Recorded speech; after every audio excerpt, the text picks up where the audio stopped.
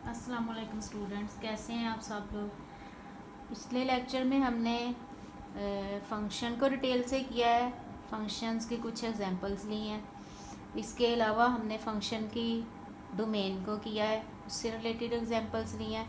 Hope आपने वो lectures तैयार कर लिए होंगे, ठीक है। उनकी आपको समझ भी आ गई होगी। अगर कोई प्रॉब्लम है तो उनसे रिलेटेड आप क्वेश्चन ईजीली पूछ सकते हैं फ्रीली, ठीक है। आज हम करेंगे फंक्शन की रेंज, ठीक है, रेंज ऑफ अ फंक्शन। तो हमने फंक्शन नोटेशन फॉर्म में क्या किया था, f of x is equal to y, ठीक है। एक्स क्या था इसमें, इंडिपेंडेंट वेरिएबल, और ये थी डोमेन। ये हम पिछले लेक्चर में डिस्कस कर रहे हैं। वाई क्या था, डिपेंडेंट वेरिएबल, और ये है रेंज। आज हम इसको डिस्कस करेंगे। अब इसको भी हम एग्जांपल से ही देख लेते हैं। अगर वो फंक्शन लीनियर फंक्शन, ठीक है, y let's suppose y is equal to 7x plus 1, ठीक है। तो इसकी डोमेन क्या होनी है, set of all real numbers. Range भी इसकी, डोमेन भी इसकी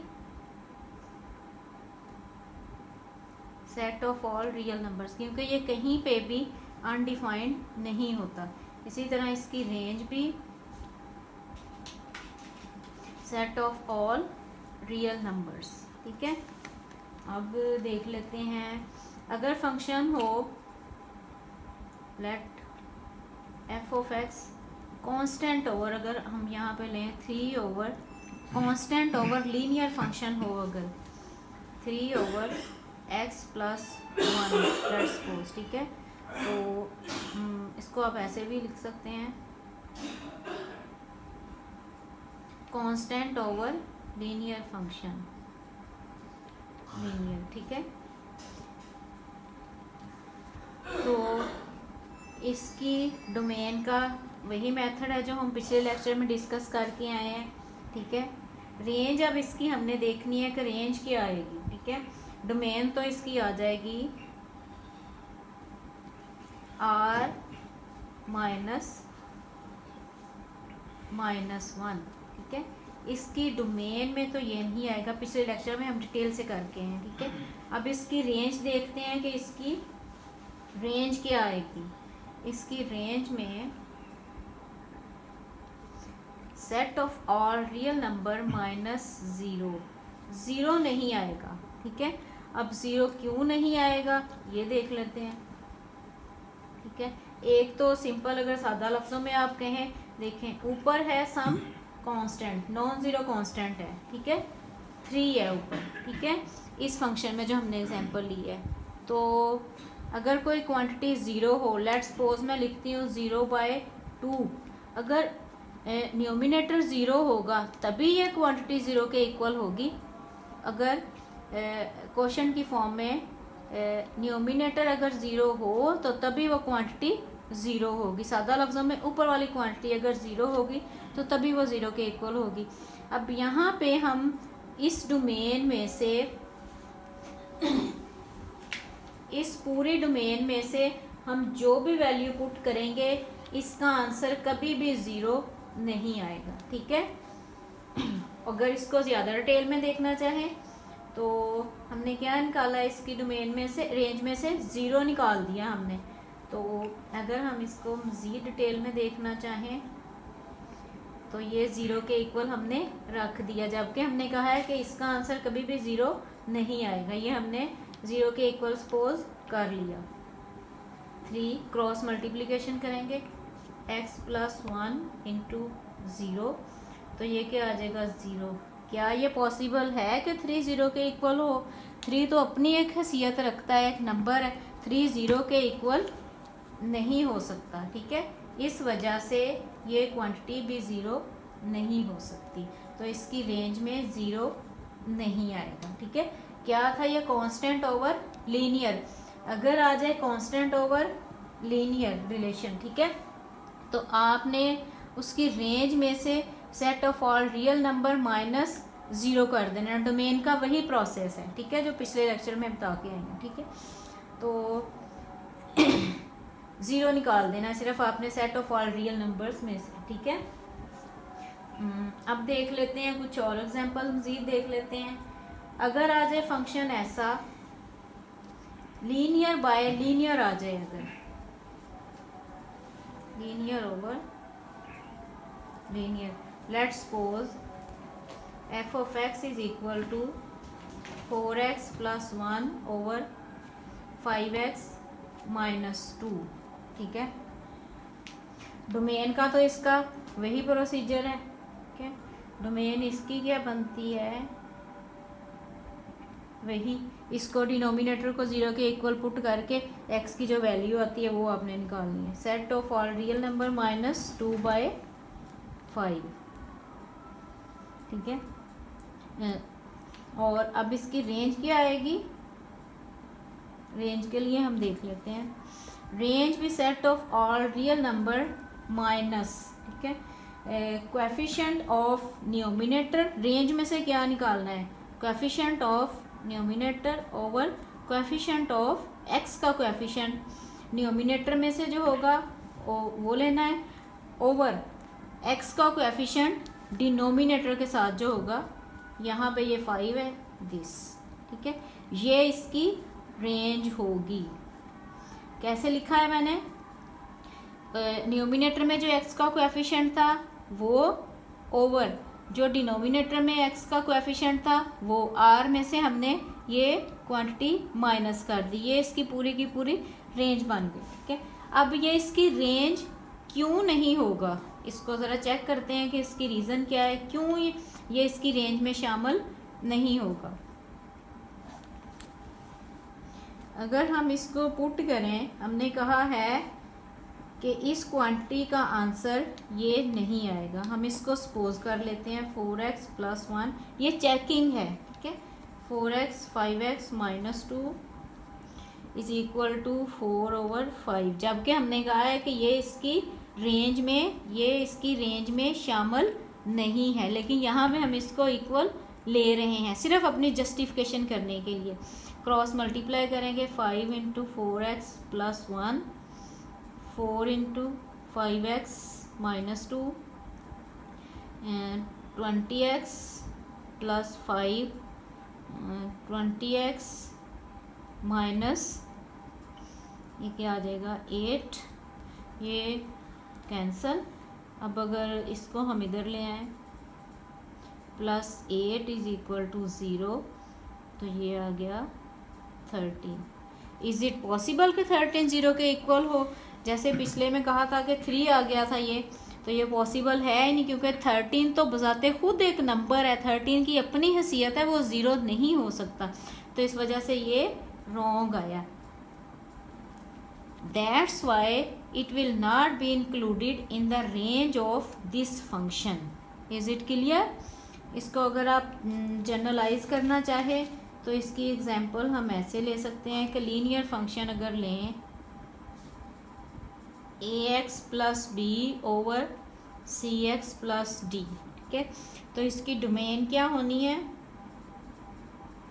is equal to r minus d over c, तो इसकी रेंज क्या आएगी,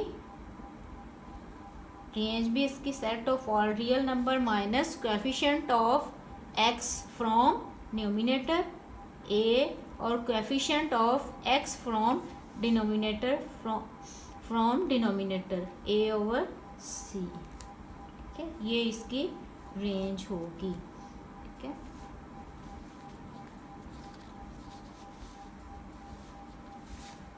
अब अगर हम बात करें लॉग फंक्शन की, ठीक है, अगर फंक्शन हो f of x is equal to log of x, तो इसकी डोमेन क्या है, लॉग फंक्शन की डोमेन क्या होती है, set of all positive real numbers, set of all positive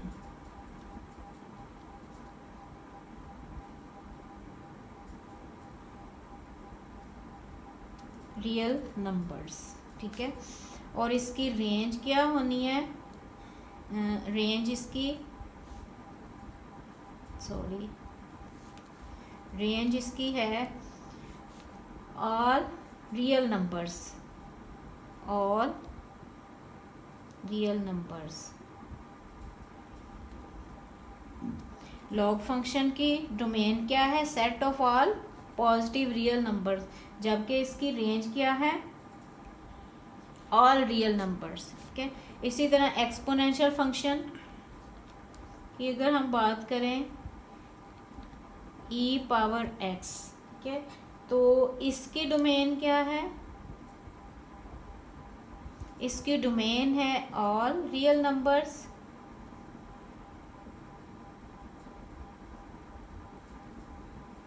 और इसकी रेंज क्या है? Set of all positive real numbers. ठीक है, अब मज़ीद एक तो एग्जांपल्स ले सकते हैं। अगर फंक्शन हो इस फॉर्म में, ऊपर क्वाड्रेटिक और फैक्टराइजेशन होती है पूरी की पूरी, x² minus 16 over x minus 4। अब इसकी डोमेन का तो वही प्रोसीजर है। ठीक है, डोमेन का क्या प्रोसीजर है कि ये नीचे 0 ना आए, तो डोमेन क्या होगी? डोमेन इसकी है r माइनस 4। अब इसकी रेंज क्या होगी? रेंज इसकी होगी r माइनस 8। अब 8 क्यों इसकी रेंज में शामिल नहीं है, इसको हम चेक कर लेते हैं, बिल्कुल वो पिछले वाले क्वेश्चंस की तरह जो पीछे एग्जांपल की है।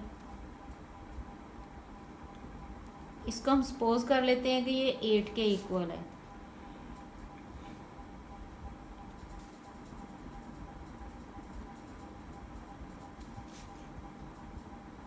x minus 4, x plus 4, 8 into x minus 4, cancel.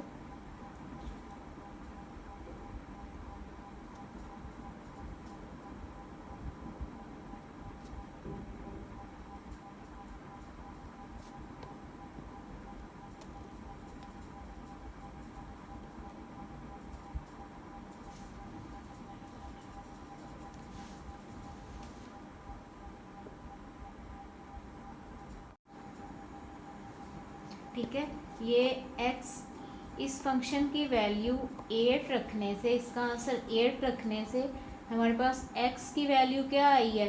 4, जो कि पीछे हम x है क्या? x डोमेन में से एलिमेंट है। ठीक है तो ये x की वैल्यू 4 आ गई, जबकि हम पीछे डोमेन में से x को 4 r में से 4 एक्सक्लूड करके आए हैं, तो ये रॉन्ग है।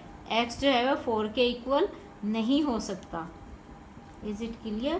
That's why it is not possible. इसकी रेंज वही मेथड, डिनोमिनेटर को 0 के इक्वल रख के, अब डोमेन का वही मेथड, डिनोमिनेटर को 0 के इक्वल रख के x की वैल्यू निकालना और उसको r में से एक्सक्लूड कर देना। ठीक है, फिर रेंज के लिए थोड़ा सा सोच के, ठीक है, थोड़ा सा समझने की ज़रूरत है।